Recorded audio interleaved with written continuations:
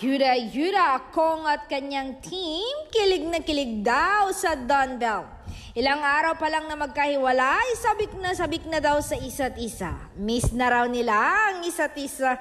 Napaka-sweet daw mag-usap nung dalawa at dito nila napatunayan na seryoso at mahal ni Donnie si Belle. Very proud daw ang aktor sa aktres. Sila daw ang saksi kung paano maglambing itong si Donnie sa girlfriend. Ang cute daw niya pag kinikilig.